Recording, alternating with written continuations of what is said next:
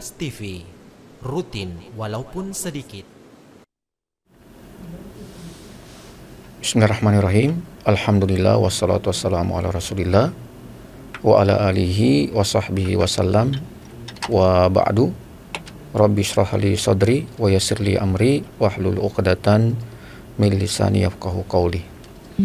Alhamdulillah, puji syukur untuk selalu kita panjatkan kepada Allah Subhanahu wa taala yang tiada henti terus mencurahkan dan memberikan kepada kita semua beragam dan bermacam nikmat yang begitu agung, yang begitu besar, yang semuanya itu tentunya adalah bukti akan kecintaan dan akan kesayangannya Allah Subhanahu wa taala kepada hamba-hambanya, terutama kepada mereka-mereka yang beriman kepadanya. Salam dan salawat senantiasa tercurahkan kepada baginda Nabi kita Muhammad sallallahu alaihi wasallam beserta kepada keluarga beliau, kepada para sahabat-sahabat beliau, dan tentunya kepada seluruh umat Islam, kaum muslimin yang setia mengikuti petunjuk-petunjuk, tuntunan-tuntunan, sunnah-sunnah yang dibawa oleh baginda Nabi kita Muhammad sallallahu alaihi wasallam sampai datangnya hari kiamat. Nah, para pemirsa Ruas TV dimanapun Anda berada, semoga keberkahan selalu menyertai kehidupan Anda, dan semoga kesuksesan juga senantiasa membersamai setiap langkah-langkah daripada kehidupan Anda di dunia ini. Nah, insya Allah pada kesempatan yang berbahagia ini kita akan kembali melanjutkan segmen sirah tabi'in, kisah-kisah para tabi'in, dan pada kesempatan yang berbahagia ini kita akan mengangkat salah satu tokoh yang sangat begitu cukup terkenal ya, dan dikenal oleh terutama ya tentunya oleh orang-orang yang berada di masa tabi'in ya, dan tentunya bagi kita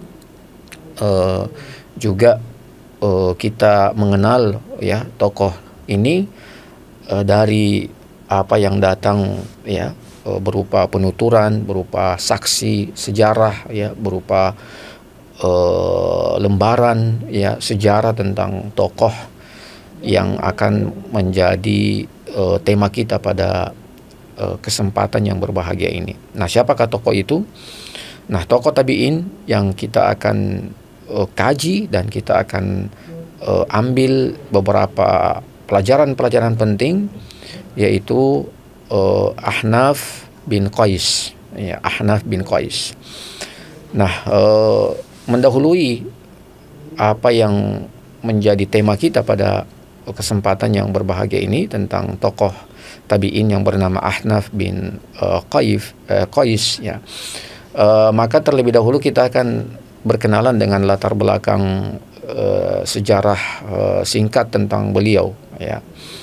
Nah, jadi beliau ini adalah anak daripada seorang yang bernama Qais bin Muawiyah As-Sa'di ya. Qais bin Muawiyah As-Sa'di ya, bisa dikatakan ayah beliau ini adalah seorang mungkin ya bisa dikatakan sebagai seorang pemuka ya, pemuka daripada kaum Bani Tamim ya. Jadi ada satu kabilah ya, kabilah Tamim ini kabilah yang berada di Najd ya, ketika itu masih nama Najd ya. Dan nah, dari Qais bin Muawiyah As-Sa'di inilah lahir seorang tabi'in yang bernama Ahnaf bin Qais. Ya, jadi adapun tentang lahirnya atau kapan lahirnya Ahnaf bin Qais ini, disebutkan bahwa beliau itu lahir 3 tahun sebelum hijrahnya Nabi kita Muhammad Sallallahu Alaihi Wasallam beserta dengan para sahabat beliau. Ya, jadi 3 tahun sebelum hijrahnya Rasulullah. Ya, nah itu dan beliau ya lahir sebenarnya dengan membawa nama yang bukan nama Ahnaf, ya, Khabbab. Ya, itu nama yang sebenarnya diberikan oleh sang orang tua ya ketika beliau lahir. Ya, cuman setelah itu beliau lebih dikenal dengan nama Ahnaf, ya. Jadi itu bahwasanya beliau lahir 3 tahun sebelum hijrahnya Nabi Shallallahu Alaihi Wasallam ke kota Madinah. Nah, beliau ini sebenarnya kalau mau dihitung dengan tahun kelahiran beliau, memang beliau ini sebenarnya bisa menjadi seorang sahabat, ya, karena beliau lahir 3 tahun sebelum hijrahnya Rasulullah ke kota Madinah. Ya, artinya Nabi masih di kota Mekah ketika itu beliau sudah lahir. Ya, cuman kasus beliau ini itu sama halnya dengan Uwais Al-Qarni, ya, yang hidup sezaman dengan Rasulullah tetapi tidak sempat bertemu. Sama juga dengan Ahnaf bin Qais ini. Ya, walaupun beliau hidup di masa hidupnya Rasulullah Sallallahu Alaihi Wasallam, cuman beliau tidak sempat bertemu dengan Nabi Sallallahu Alaihi Wasallam. Nah, jadi kisahnya itu disebutkannya bahwasanya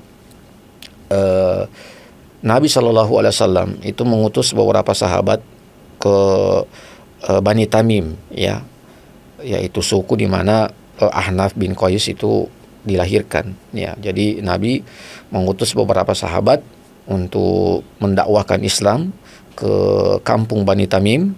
Nah, ketika para sahabat Nabi itu sampai di kaum Bani Tamim, kemudian mengajak kaum Bani Tamim itu untuk masuk Islam. Nah, pada awalnya mereka ragu, ya, untuk memeluk ajaran yang dibawa oleh para sahabat-sahabat Rasulullah, yaitu ajaran Islam. Tetapi yang meyakinkan mereka ketika itu adalah Ahnaf bin Qais, yang ketika itu beliau masih kecil, ya, masih seorang anak yang belum dewasa, ya. Nah, beliau kemudian mengajak, ya, kepada kaumnya dengan ini luar biasa, ya. Jadi beliau menasihati kaumnya dengan, ya, perkataan-perkataan yang mendorong mereka untuk menerima ajaran Islam itu. Ya, jadi beliau, ya, mengatakan kepada tokoh-tokoh atau masyarakat kaum beliau Bani Tamim itu dengan mengatakan, ya, mereka ini orang-orang yang baik, datang kepada kita mengajarkan hal-hal yang baik, ya, mengajarkan kepada kita hal-hal yang buruk untuk kita tinggalkan, ya. Maka beliau mengajak kepada kaumnya untuk menerima Islam, dan dengan mudahnya, ya, kaum beliau kemudian menerima Islam, dan pada akhirnya mereka semua masuk Islam. Ya, jadi Bani Tamim pada akhirnya dengan nasihat yang disampaikan oleh Ahnaf bin Qais yang ketika itu masih kecil, maka mereka pun masuk Islam. Ya, jadi mereka pun masuk Islam. Nah, subhanallah. Nah, ketika beberapa daripada tokoh-tokoh Bani Tamim itu akan diberangkatkan ke kota Madinah, ya, untuk bertemu dengan Rasulullah Sallallahu Alaihi Wasallam, ya, artinya mereka datang ke kota Madinah itu untuk belajar tentang Islam, ya, agar mereka kembali kepada kaumnya, mengajarkan ajaran-ajaran Islam itu kepada kaumnya. Cuman ketika itu Ahnaf bin Qais itu tidak terpilih. Ya, kenapa? Karena usia beliau masih sangat kecil ketika itu, ya. Beliau masih anak kecil, seorang anak kecil, ya, sehingga dalam pandangan para pemuka Bani Tamim itu, maka belum layak, ya, belum pantas bagi Ahnaf itu untuk berangkat belajar tentang Islam langsung dari Nabi Shallallahu Alaihi Wasallam. Ya, maka beliau pun dengan hal itu tidak sempat bertemu dengan Rasulullah. Yang jikalau sekiranya beliau bertemu dengan Nabi, maka tentu beliau akan menjadi seorang sahabat Rasulullah Sallallahu Alaihi Wasallam. Jadi kisahnya itu tidak jauh beda dengan Uwais Al-Qarni yang hidup sezaman dengan Nabi, tetapi tidak bertemu ya dengan Rasulullah Sallallahu Alaihi Wasallam. Nah, ada beberapa pelajaran penting daripada hal ini ya, tentang bagaimana seorang Ahnaf bin Qais ya, yang beliau itu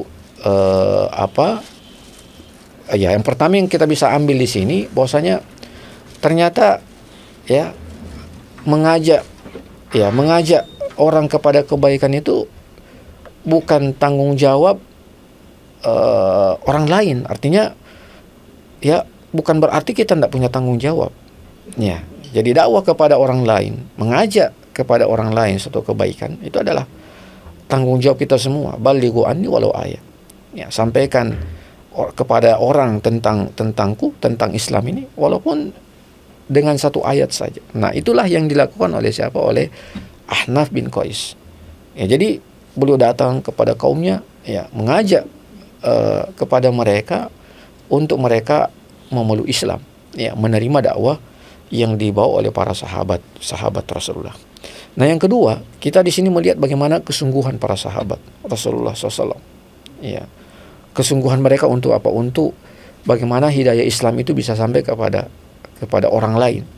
Ya, mereka datang dari kota Madinah menuju perkampungan Bani Tamim, ya, dengan harapan, dengan tujuan, dengan tekad untuk apa? Untuk mendakwakan Islam, untuk menyampaikan kepada mereka tentang Islam. Nah, inilah sebenarnya yang harus dicontohi para duat kita, para dai kita. Ya, bagaimana ya dengan niat yang tulus, dengan niat yang ikhlas, ya kita berusaha ya berprasangka yang baik kepada saudara-saudara kita bahwa ya kita datang kepada mereka, kita dakwakan Islam kepada mereka, kita sampaikan ajaran Islam kepada mereka, dan mudah-mudahan apa yang kita ajak itu, apa yang kita panggil itu, kita seru itu, mereka menerimanya. Nah, bayangkan itu satu kaum itu, satu kabilah itu, kabilah Bani Tamim itu semuanya masuk Islam. Ya. Nah, di sini yang ketiga yang kita bisa petik juga adalah bahwa yang namanya hidayah itu kalau Allah sudah yang berkehendak, maka tak seorang pun bisa menghalangi hidayah itu. Ini kan coba kalau kita lihat ketika itu Ahnaf bin Qais masih seorang anak kecil. Iya, yang sebenarnya kalau seorang anak kecil itu menasihati orang yang sudah tua, kebanyakannya itu kadang orang tuanya itu yang yang seolah ya menganggap kalau itu ilmu atau kalau itu hidayah, kalau itu nasihat dari orang yang lebih usianya kecil itu biasa susah untuk mereka terima. Tapi berbeda. Ini menandakan bahwa kaum Bani Tamim ini adalah kaum yang memang sangat mudah untuk sampai kepada mereka hidayah. Ya, jadi bukan kaum yang hatinya itu keras. Sama juga dengan orang-orang Ansor ya. Ini juga orang-orang Madinah, orang-orang Ansor ini juga dikenal sebagai orang-orang yang sangat lapang hati mereka, mudah hati mereka untuk menerima kebenaran. Nah, sama juga dengan kabilah Bani Tamim ini, yang di situ lahirlah tokoh-tokoh, termasuk di dalamnya adalah Ahnaf bin Qais, seorang tokoh tabi'in yang sangat terkenal. Nah, itu. Yang berikutnya juga, yang lainnya adalah bahwasanya keberadaan daripada seseorang ya dalam lingkup masyarakat ya, itu jangan kemudian merasa tidak punya kemampuan, ya, merasa tidak punya ya kesanggupan. Nah, boleh jadi ya Allah Subhanahu wa taala menjadikan pintu-pintu hidayah itu di tangan Anda, sebagaimana yang dilakukan oleh Ahnaf bin Qais ini. Ya, jadi walaupun sang ayah ya Qais bin Muawiyah As-Sa'di ini bukanlah orang yang dalam deretan tokoh-tokoh cukup terkemuka di kaum Bani Tamim, tetapi itu tidak kemudian menjadikan seorang Ahnaf bin Qais ini yang merupakan putra daripada Qais itu untuk merasa rendah diri dalam dakwah. Ya, jadi dalam dakwah itu tidak ada istilah kita harus berendah diri. Ya, tidak ada kita harus qanaah dalam dakwah. Dalam dakwah ya kita harus punya semangat. Dalam dakwah kita harus punya cita-cita. Dalam dakwah kita harus punya sebuah obsesi ya dalam dakwah. Nah, inilah yang perlu untuk selalu kita hadirkan ya dalam diri kita, bahwa dakwah itu tidak boleh ya kita harus penuh dengan qanaah, artinya menerima apa saja yang datang dari mad'u kita, tidak, tapi kita harus punya obsesi, kita harus punya semangat, kita harus punya tekad bahwa apa yang kita dakwahkan kepada mereka ya semoga itu bisa menjadi pembuka pintu hidayah kepada mereka. Nah, jadi itu bagaimana ya awal daripada kehidupan seorang Ahnaf bin Qais. Nah, lanjut setelah itu ya tumbuhlah Ahnaf bin Qais ini menjadi seorang yang sangat alim ya. Apalagi beliau mendapatkan sebenarnya doa dari Rasulullah SAW. Ya, jadi disebutkannya bahwasanya ketika sekelompok sahabat itu datang ke Bani Tamim untuk mengajak ya kaum Bani Tamim itu kepada Islam, lalu kemudian setelah Bani Tamim itu masuk Islam, maka mereka mengutus beberapa pemuka-pemuka kaum untuk datang kepada Nabi menghadap ya untuk belajar tentang Islam. Maka seorang Ahnaf bin Qais ini tidak diberangkatkan karena usianya yang masih sangat kecil. Tetapi suatu ketika Ahnaf bin Qais itu sedang tawaf di Ka'bah ya, beliau sedang tawaf di Ka'bah, lalu bertemu dengan salah seorang dai yang pernah datang ke perkampungan Bani Tamim itu ya. Jadi tiba-tiba dia disapa. Jadi Ahnaf bin Qais tiba-tiba disapa oleh sahabat yang pernah datang ke Bani Tamim ya, menyampaikan Islam, yang kemudian dari mereka lah asbabnya kenapa Bani Tamim itu semuanya masuk Islam. Nah, orang ini datang kepada sahabat ini datang kepada Ahnaf dengan mengatakan, wahai Ahnaf, ya tentu dengan salam ya, apakah engkau mengenal saya? Maka Ahnaf bin Qais masih sempat mengenal. Ini membuktikan akan kecerdasan ya daripada Ahnaf bin Qais. Tidak mudah untuk melupakan orang ya, tidak mudah melupakan orang. Jadi dia langsung mengatakan, saya kenal kamu ya, yaitu orang yang datang mendakwakan Islam ke kampungnya, yang menjadi asbab semua masyarakat perkampungan Bani Tamim itu masuk Islam. Maka dia mengatakan, sahabat tadi mengatakan kepada Ahnaf bin Qais, ya tahukah kamu bahwasanya ketika saya berangkat ke perkampungan kamu, kemudian ya kamu mengajak kepada Islam orang-orang di kampung kamu, maka sekembalinya saya ke kota Madinah, itu saya ceritakan kepada Rasulullah, saya sampaikan kepada Nabi bahwa ada seorang anak muda, anak kecil yang dengannya lah kemudian orang-orang di perkampungan Bani Tamim itu menerima dakwah kami. Nah, dia menyebutnya itu nama Ahnaf bin Qais itu. Maka disitulah Nabi mendoakan ya kebaikan kepada Ahnaf bin Qais, dan itu sampaikan kepada Ahnaf ya oleh sahabat tadi. Maka sahabat tadi mengatakan kepada Ahnaf bin Qais bahwasanya Nabi berdoa, Allahumma ighfir lahu ya. Jadi ya Allah, ampunilah Ahnaf bin Qais itu. Jadi dia mendapatkan doa langsung dari Rasulullah SAW ya.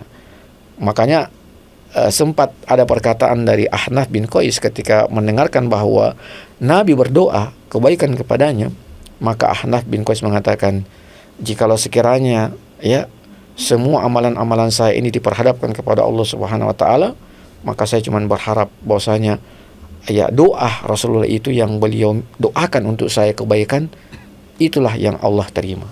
Ya, jadi saking begitu gembiranya Ahnaf bin Qais dengan mendapatkan doa langsung dari Rasulullah SAW. Nah, di sini kita bisa mengambil pelajaran bahwasanya ya boleh bagi seseorang ya untuk apa ya, meminta doa dari orang-orang yang soleh, ya, dari orang-orang yang soleh, ya, yang kita kenal kesalehannya, yang kita kenal keistiqomahannya, yang kita kenal keilmuannya, yang kita kenal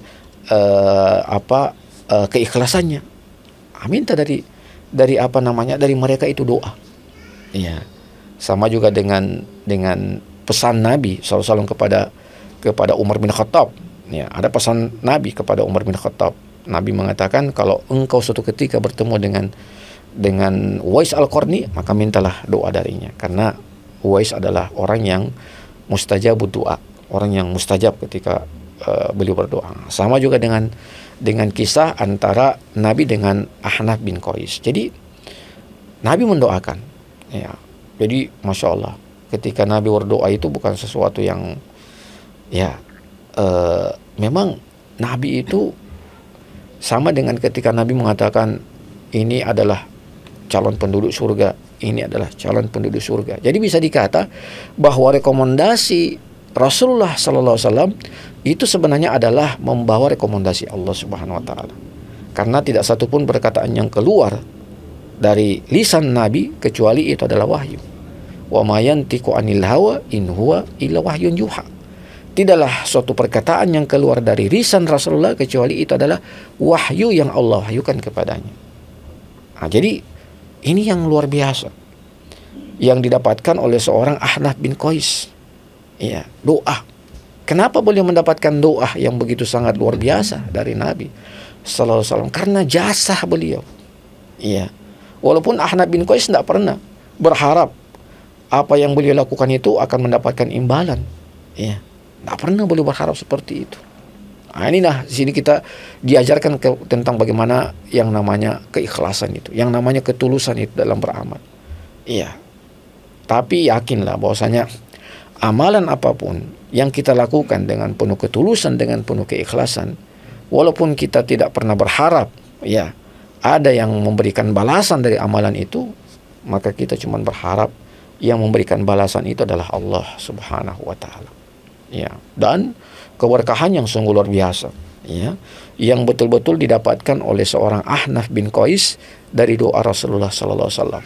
Ya, itu luar biasa. Beliau menjadi seorang ulama, ya, beliau menjadi seorang ahli ilmu, beliau menjadi seorang yang ahli yang sangat wara, yang sangat zuhud terhadap kehidupan.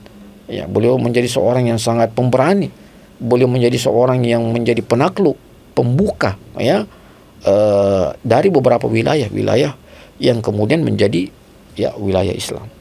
Nah, jadi ini, ya, tentang bagaimana beberapa kisah yang berkaitan dengan seorang Ahnaf bin Qais dengan Nabi Sallallahu Alaihi Wasallam. Kemudian, ya, masih ada kisah yang cukup sangat menakjubkannya. Jadi disebutkan, ya, bahwasanya ini tentang ketokohan seorang Ahnaf bin Qais, ya. Jadi disebutkan bahwasanya pernah suatu ketika di zamannya Umar bin Khattab. Jadi bisa dikata bahwa hubungan antara Ahnaf bin Qais ini sangat dekat dengan Umar bin Khattab.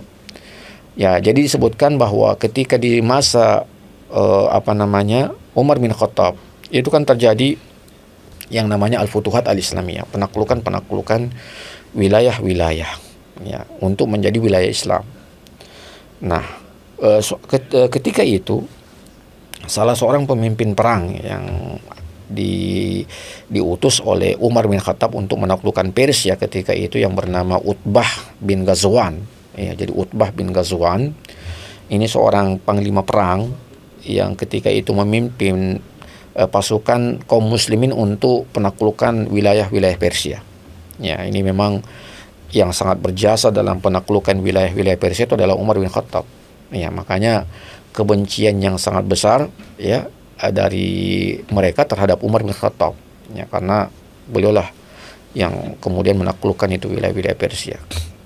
Nah, disebutkan ketika Utbah bin Ghazwan ini akan berangkat untuk melakukan ekspansi penaklukan wilayah-wilayah di Persia, maka sebelum itu sampailah surat kepada Utbah ini surat daripada Amirul Mukminin, yaitu Umar bin Khattab, untuk mengirim kepada beliau 10 ya dari para pasukan Utbah itu yang bisa dikata sebagai pasukan-pasukan yang unggul. Ya, pasukan-pasukan yang unggul. Ya, maka dikirimlah 10 orang, termasuk di dalamnya adalah Ahnaf ini, Ahnaf bin Qais. Jadi Ahnaf bin Qais ini bukan seorang pasukan yang ya, tapi dia adalah seorang yang sangat ya unggul. Ya, Ahnaf bin Qais ini. Maka beliau dikirim menghadap kepada Amirul Mukminin ketika itu, yaitu Umar bin Khattab. Maka ketika mereka bersepuluh tiba di kota Madinah, disambutlah mereka oleh Umar bin Khattab, ya. Setelah itu menghadaplah satu persatu dari para 10 orang itu. Dan di saat itu ya Umar bin Khattab bertanya kepada Ahnaf bin Qais, apa yang Anda butuhkan, ya, tentang kebutuhan rakyat Anda dan tentang diri Anda. Maka Ahnaf bin Qais mengatakan ya bahwasanya ya kalau untuk kebutuhan rakyat ya Anda lah sebagai seorang pemimpin yang paling tahu itu. Ya, kalau untuk kebutuhan rakyat, ya. Tapi kalau untuk kebutuhan pasukan, ya maka beliau mengatakan secara terus terangnya, kepada siapa? Kepada Umar bin Khattab bahwasanya ya kalau pasukan-pasukan yang Anda utus ke Mesir itu mereka berada di wilayah, di daerah yang subur, ya, sehingga tidak begitu kesulitan dalam menyiapkan perbekalan mereka. Pasukan-pasukan yang Anda kirim ke Persia juga seperti itu.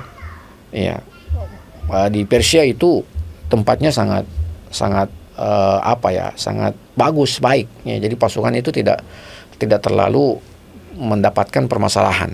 Ya. Cuma Ahnaf mengatakan bahwasanya adapun pasukan saya yang menuju ke Basrah itu mereka berada di wilayah yang kering tandus, ya, tidak punya apa-apa, ya, sehingga perbekalan mereka itu tentu tidak akan mencukupi, ya. Maka beliau meminta untuk Umar bin Khattab ini memprioritaskan kebutuhan pasukan-pasukan yang akan menaklukkan Basrah. Jadi seperti itu. Itulah yang diminta oleh Ahnaf bin Qais kepada Umar bin Khattab. Dan singkat cerita, ya, bahwasanya karena Umar bin Khattab melihat akan kecerdasan, akan kepintaran yang dimiliki oleh seorang Ahnaf bin Qais, maka beliau meminta kepada Utbah, seorang panglima perang yang ketika itu akan melakukan ekspansi, karena dia mengutus Ahnaf ini, maka Amirul Mukminin Umar bin Khattab meminta kepada Utbah ini untuk Ahnaf ini agar tinggal setahun dulu bersama dengan beliau di kota Madinah. Ya. Ini untuk apa? Untuk mendapatkan bekal-bekal ilmu. Ya, apakah itu ilmu kemiliteran, apakah itu ilmu kepemerintahan, apakah itu ilmu sosial, ya, ilmu agama. Itulah yang kemudian yang dipelajari oleh Ahnaf bin Qais selama setahun dari seorang Umar bin Khattab dengan para tokoh-tokoh sahabat yang lain, yang menjadikan Ahnaf itu adalah seorang pemimpin yang sangat luar biasa. Ya, jadi dari situlah Ahnaf bin Qais itu menjadi seorang yang sangat luar biasa. Karena apa? Karena ya pendidikan yang beliau dapatkan selama setahun bersama dengan Umar bin Khattab. Ya. Nah, di sini ada beberapa pelajaran penting, ya, tentang bagaimana kisah-kisah yang terjadi, ya, antara Utbah bin Ghazwan ini dengan Umar bin Khattab. Ya, demikian pula dengan keberadaan daripada Ahnaf bin Qais di kota Madinah. Yang pertama adalah bahwa ya bagaimana ya kelihayan dan kecerdasan daripada seorang Amirul Mukminin Umar bin Khattab. Ya, beliau ya pertama itu sangat dekat dengan para pemimpin-pemimpin perang beliau. Ya, sangat dekat dengan para pemimpin-pemimpin perang beliau. Ya, sehingga kedekatan inilah yang menjadikan kekuatan umat Islam itu sungguh luar biasa. Persatuan, ya.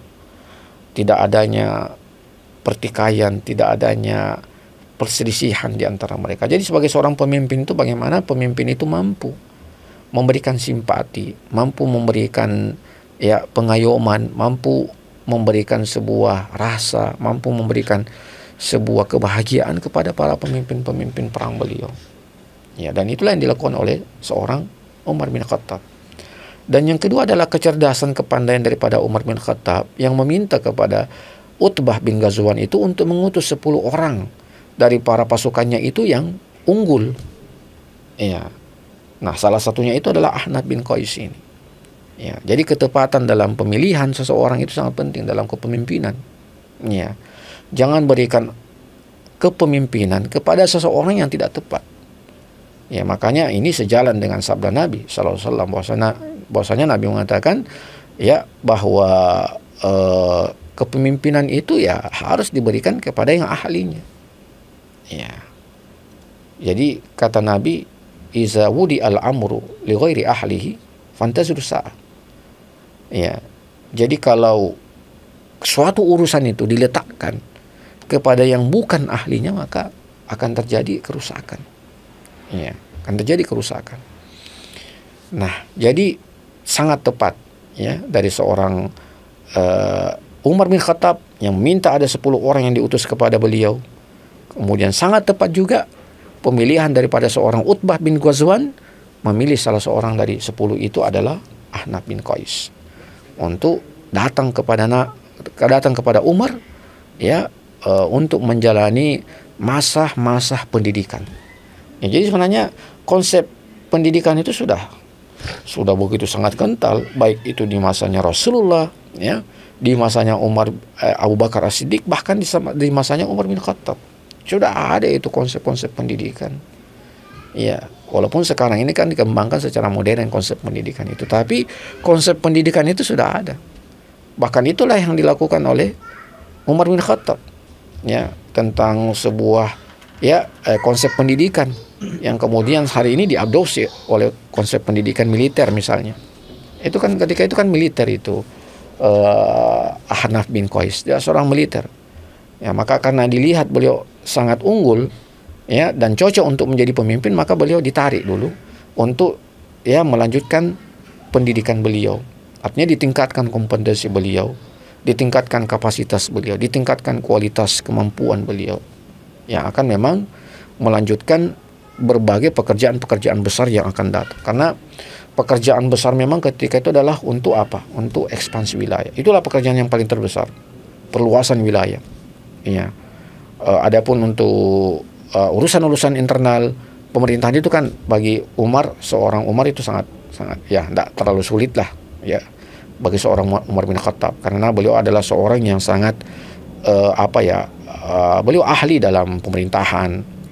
Ya, kalau mau dibilang beliau adalah seorang politikus, ya beliau seorang politikus yang sangat terkenal, sangat cerdas dalam strategi pemerintahan, strategi kan banyak itu hal-hal yang kemudian hari ini diciplak, diambil ya bentuk-bentuk sistem pemerintahan itu yang dibuat oleh Umar bin Khattab. Ya, Umar bin Khattab yang pertama kali membuat penanggalan Hijriyah, Umar bin Khattab yang membuat ada namanya Dewan Militer. Ya, itu di masanya siapa? Di masanya Umar bin Khattab ada dewan militer. Ya, jadi mungkin kalau sekarang ini ada angkatan laut, ada angkatan udara, ada angkatan darat ya. Ini sudah ada itu di masanya Umar bin Khattab dengan membentuk Dewanul Jundi ya. Dewanul Jundi itu dewan kemiliteran, dewan militer. Ya. Yang di situ ya pangkat-pangkat itu sudah ada. Jabatan-jabatan itu sudah ada. Nah, jadi bahkan sistem pendidikan militer itu sudah ada. Ya. Sistem pendidikan militer sudah ada. Nah, 10 orang itu kan dididik itu dalam sistem pendidikan militernya Umar bin Khattab. Ya, maka lahirlah para pemimpin-pemimpin yang bisa menerobos, mengguncang, ya, menaklukkan wilayah-wilayah yang ketika itu berada pada wilayah kekuasaan imperium. Kalau bukan dia berada pada wilayah kekuasaan imperium Romawi, maka dia berada pada wilayah kekuasaan imperium Persia. 2 kekuasaan adidaya ketika itu. Tapi semuanya takluk di masa pemerintahan Umar bin Khattab. Ya, karena Umar bin Khattab tidak bukan kaleng-kaleng, atau kita tidak salah dalam memilih semua pemimpin-pemimpin pasukan perang yang beliau tempatkan di ujung ya daripada wilayah yang akan ditaklukkan. Itu luar biasa Umar bin Khattab. Ya, makanya wajar kalau kemudian Nabi pernah mengatakan, ya sekiranya ada Nabi setelahku maka Umarlah yang akan menjadi Nabi. Ya, karena apa? Karena ya segala bentuk kemampuan, segala bentuk kepandaian, kecerdasan, strategi itu ada pada Umar bin Khattab. Ya. Jadi kalau dia bilang berikan kepada saya 10 pemuda, maka Umar bin Khattab tidak, berikan kepada saya seorang pemuda, Ahnaf bin Qais itu. Nah, jadi itulah kisah yang berkaitan antara Ahnaf bin Qais dengan Umar bin Khattab. Ya. Nah, yang berikutnya adalah bahwasanya ya Ahnaf bin Qais ini itu pernah suatu ketika beliau itu di masa pemerintahan Muawiyah bin Abi Sufyan ya. Jadi Muawiyah bin Abi Sufyan ketika itu memanggil Ahnaf bin Qais ya untuk menemuinya. Ya. Jadi ya maka berangkatlah beberapa tokoh yang dipanggil oleh Muawiyah bin Abi Sufyan untuk bertemu dengan beliau di istana beliau. Nah, salah satu tokoh tabi'in yang dipanggil itu adalah Ahnaf bin Qais. Ya. Nah, ketika Ahnaf bin Qais tiba ya di istana Muawiyah bin Abi Sufyan, maka mulailah terjadi perbincangan ya antara Muawiyah dengan Ahnaf bin Qais. Ya. Nah, sampai kepada suatu perkataan yang ketika itu sempat didengar oleh Ummul Hakam binti Abi Sufyan, adik daripada Muawiyah bin Abi Sufyan. Percakapan itu sangat sedikit memiliki ketegangannya. Ya, jadi ada sedikit ketegangan. Kenapa? Karena pertanyaan dari kedua belah pihak itu atau jawaban dari kedua belah pihak itu sangat sensitif. Ya, jadi ketika itu Muawiyah bin Abi Sufyan mengingatkan tentang masa perang Siffin. Ya. Jadi Muawiyah mengatakan, wahai Ahnaf, ya, kalau saya mengingat masa lalu ketika Anda bergabung di kubu Ali bin Abi Thalib, itu hati saya gelisah. Karena ketika itu Anda memerangi saya, ya. Karena Ahnaf ketika itu berada pada pasukannya Ali bin Abi Thalib dalam perang Siffin. Ya, jadi Muawiyah secara terus terang mengatakan, hari ini saya masih merasakan ada rasa kesal kepada Anda, ya, karena Anda dulu memerangi saya. Ya. Perang Siffin itu, perang yang sangat dahsyat ya, yang mempertemukan dua pasukan kaum muslimin. Ya, pasukan Muawiyah yang berjumlah 120.000 orang, pasukan Ali yang berjumlah 90.000 orang. Main tidak seimbang ya. Ya. Kemudian bertemu di Siffin, sebuah desa di Suriah, Siffin. Nah, sebenarnya perang itu kan perang akibat daripada fitnah orang-orang munafik ya, yang sebenarnya ketika itu Muawiyah beralasan ya bahwa Ali bin Abi Thalib sebagai seorang khalifah yang diangkat itu tidak mau membongkar kasus ya otak daripada kasus pembunuhan Utsman bin Affan. Ya. Nah, sementara Ali bin Abi Thalib bukan berarti tidak mau, cuman beliau masih butuh data-data yang akurat supaya tidak salah dalam memberikan sanksi, memberikan hukuman kepada orang-orang yang terlibat dalam pembunuhan Utsman bin Affan. Nah, makanya ketika itu Muawiyah tidak mau membaiat Ali bin Abi Thalib. Ya. Maka dari situlah awal cikal bakal, kemudian pertikaian itu dinyalakan oleh orang-orang munafik sehingga ya menimbulkan perang yang sangat dahsyat. Perang Siffin ya, disebutkan dari pasukan Muawiyah itu ada 45.000 ya. Sebagian dari mereka sahabat yang wafat ya, dan dari kubu Ali itu ada sekitar 25.000 yang wafat. Sebagian juga para sahabat, bagian besar para sahabat. Jadi wa in ta'ifatani minal mu'minina qatatalu. Ya, jadi memang sudah disebutkan dalam Al-Qur'an bahwasanya apabila dua kubu daripada kaum muslimin ini berperang, maka ya damaikanlah. Jadi intinya perang Siffin itu perang yang sangat dahsyat ya. Perang yang kalau kita kenang itu luar biasa, ya. Perang yang memang ya tidak terlepas daripada ya para kaum munafikin, ya. Di belakang daripada peristiwa itu ada Abdullah bin Ubay bin Salul, ya. Ini ada Abdullah bin Saba, ya. Ini seorang tokoh Yahudi yang memang membakar itu api fitnah itu. Nah, jadi ketika itu ya dibalas oleh Ahnaf bin Qais perkataan Muawiyah itu. Ya. Ketika dia mengatakan bahwasanya hari ini saya masih kesal dengan peristiwa yang terjadi pada perang Siffin, kamu waktu itu memerangi saya. Ya. Maka dibalas juga oleh siapa? Oleh Ahnaf bin Qais. Dia mengatakannya, pedang-pedang yang kami gunakan dalam perang Siffin itu masih ada. Ya. Dan kalau Anda memerangi kami dengan berjalan, kami akan memerangi Anda dengan berlari. Ya. Jadi tegang sempat ketika itu. Dan itu didengar oleh siapa? Oleh Ummul Hakam binti Abi Sufyan, adik daripada Muawiyah bin Abi Sufyan. Itu dengar, sempat tegang. Karena terjadi sedikit hal yang sangat ya, menegangkan ketika itu. Nah, cuma di saat yang sangat tegang seperti itu ya tiba-tiba Ahnaf itu keluar. Ya, beliau keluar karena mungkin beliau tidak mau kalau sampai terlibat karena beliau datang itu untuk apa ya, mengeratkan ini ukhuwah yang sempat retak. Itu tujuan daripada Ahnaf datang juga, dipanggil oleh Muawiyah. Jadi dia datang ya, sebenarnya bukan untuk menambah permasalahan, tidak. Datang untuk apa? Untuk yang membangun kembali persaudaraan yang sempat retak pada masa perang Siffin itu. Nah, itu tujuan daripada seorang alim Ahnaf bin Qais ini. Nah, jadi ketika dia keluar, maka Ummul Hakam datang kepada Muawiyah, kepada kakaknya. Siapa itu laki-laki yang berani berbicara kepada Anda seperti itu? Maka Muawiyah mengatakan dia itu adalah seorang pemimpinnya Bani Tamim, ya. Yang kalau dia berperang sendirian, maka 100.000 orang Bani Tamim itu akan membantunya. Ya. Makanya tidak berani seorang Muawiyah bin Abi Sufyan itu melakukan apa-apa kepada Ahnaf bin Qais. Karena apa? Karena kedudukan beliau. Ya, kedudukan beliau yang tidak kecil, ya, di hadapan para kaumnya Bani Tamim. Nah, ini hal yang sangat luar biasa yang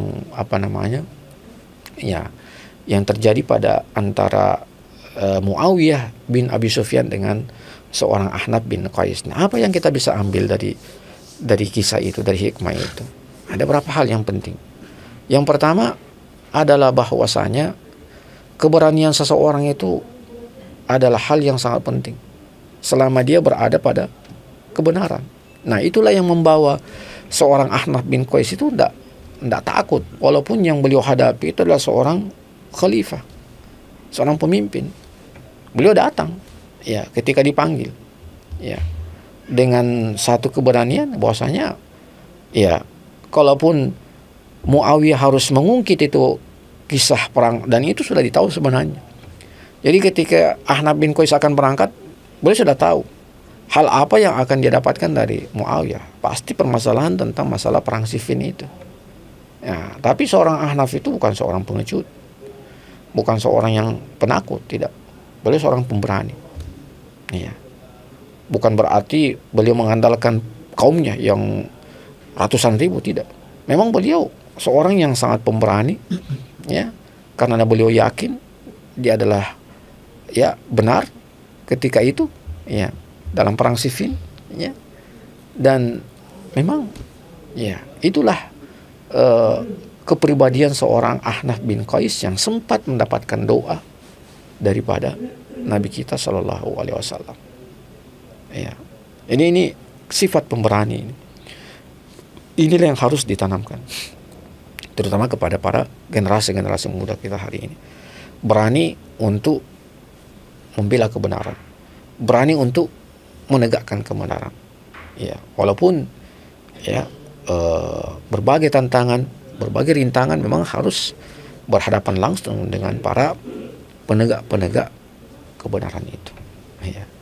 Ahnaf bin Qais ini bisa kita pelajari ya, tentang bagaimana itu Ahnaf bin Qais itu, ya, yang tidak gentar, tidak takut walaupun berhadapan dengan seorang penguasa. Ya. Yang kedua adalah bahwasanya, ya, ketika kita berada pada suatu pertikaian, maka ya upayakan pertikaian itu bisa selesai untuk merajut kembali persatuan. Ya.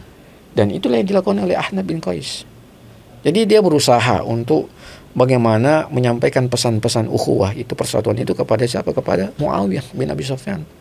Artinya beliau ingin mengatakan, ya lupakanlah masalah itu. Ya, itu masalah yang memang fitnah yang memang al-fitnatu asyaddu minal qatl, kan begitu ya. Bahwasanya fitnah itu memang lebih dahsyat daripada pembunuhan. Karena kalau pembunuhan kan paling cuma satu yang terbunuh, dua yang terbunuh. Tapi kalau fitnah itu bisa menyebabkan dunia ini ya berperang. Ya, bisa menyebabkan manusia itu berperang. Ya, kalau fitnah itu. Ya, karena fitnah itu kan dia seperti ibaratnya api ya. Api yang dibesarkan sehingga membakar ya banyak tempat. Nah, itulah. Jadi seorang Ahnaf bin Qais ini bukan orang yang suka memecah belah persatuan, tidak. Ya. Beliau, dan itu harus menjadi tanggung jawab setiap muslim. Tanggung jawab setiap kita ini, apalagi di masa yang penuh dengan berbagai hoax ini, ya, berbagai berita-berita yang tidak benar. Harusnya kita lebih mengedepankan ya persatuan antara ya anak bangsa, ya, antara umat Islam, ya, anak bangsa, kita semua satu bangsa. Harusnya inilah yang kita prioritaskan, membangun persatuan, ya, membangun ukhuwah, ya. Karena kalau kita disibukkan terus dengan perselisihan, saling mentahzir, ya, saling menuduh, ya, ini tidak akan pernah ya datang kekuatan itu kepada umat Islam. Wala tanaza'u, jangan kalian berselisih, karena kalau kalian berselisih fatafshalu, kalian akan bercerai-berai. Wa tazhaba rihukum, maka kekuatan kalian juga akan hilang kalau saling bercerai, ya, artinya saling berselisih.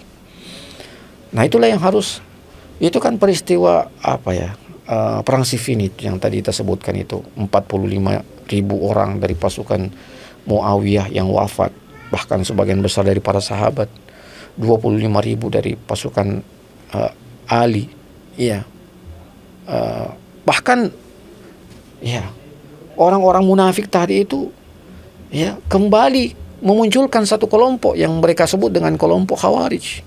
Ya. Kan ketika itu perang Siffin itu kan akhirnya berakhir dengan apa? Dengan perdamaian, karena ya Muawiyah minta berdamai saja, karena beliau sudah melihat ya pintu-pintu kekalahan, tanda-tanda kekalahan, maka beliau minta berdamai dengan Ali bin Abi Thalib. Ya. Cuman setelah perdamaian itu datang, nah ini kembali orang-orang munafik ini memang ya memunculkan kembali fitnah. Mereka keluar dari kubu Ali, akan mereka membenci Ali, membenci Muawiyah, akan mereka akhirnya memerangi, membunuh Ali bin Abi Thalib. Ya, jadi pembunuh Ali bin Abi Thalib itu ini orang-orang munafik ini. Ya, yang tidak senang persatuan, yang tidak senang ukhuwah Islamiyah itu, ya ada. Memang begitulah karakternya orang-orang munafik. Suka umat Islam itu lemah. Mereka suka umat Islam itu saling berselisih. Ya, mereka suka umat Islam itu saling berperang.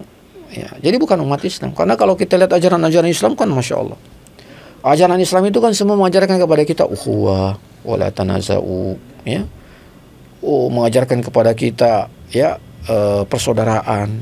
Ya, banyak hadis-hadis Nabi, ayat-ayat Qur'aniyah, innamal mu'minuna ikhwatun. Ya, itu kan banyak.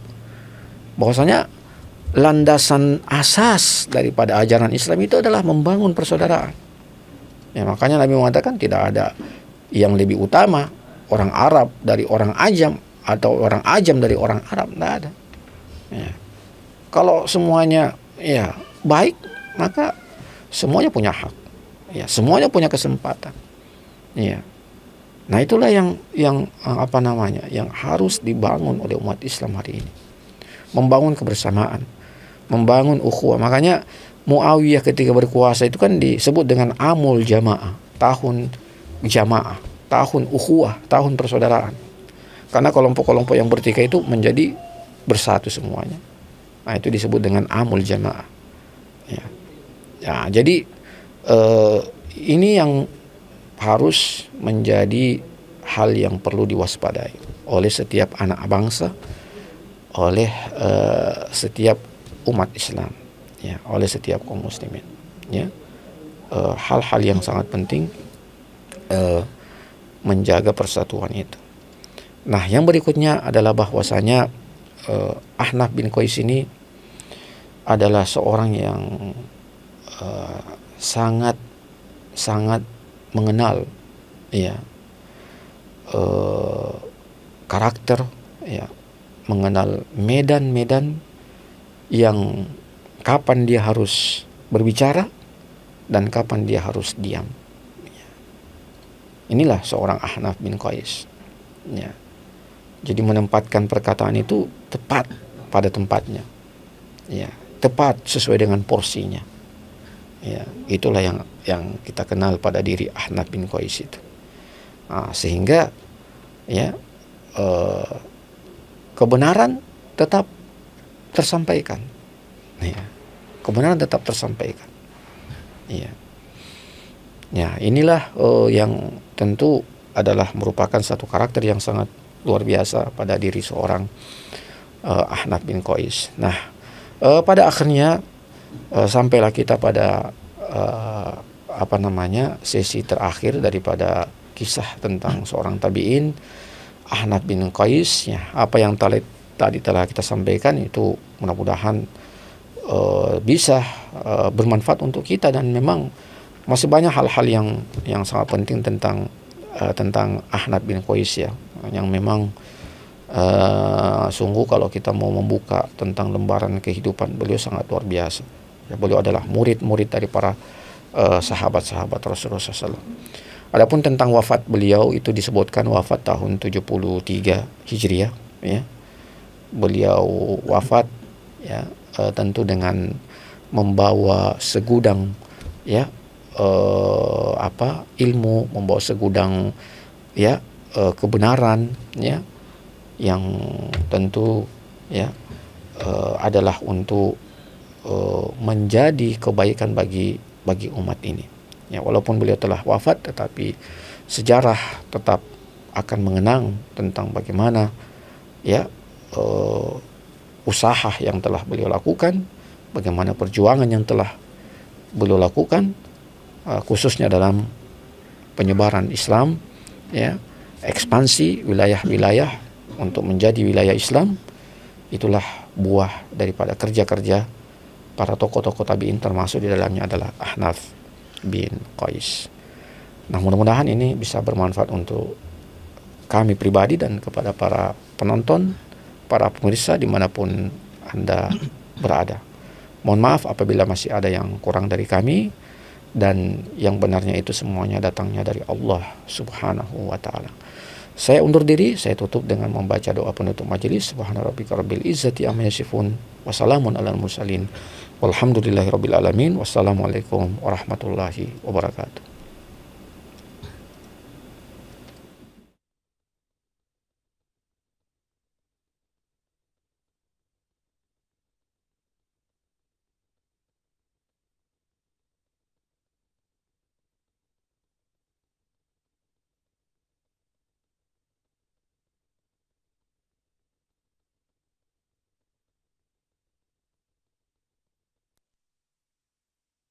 أعوذ بالله من الشيطان الرجيم.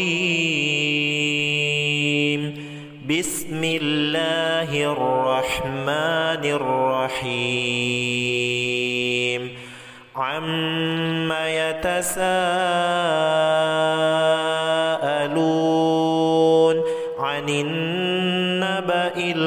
العظيم الذي هم فيه مختلفون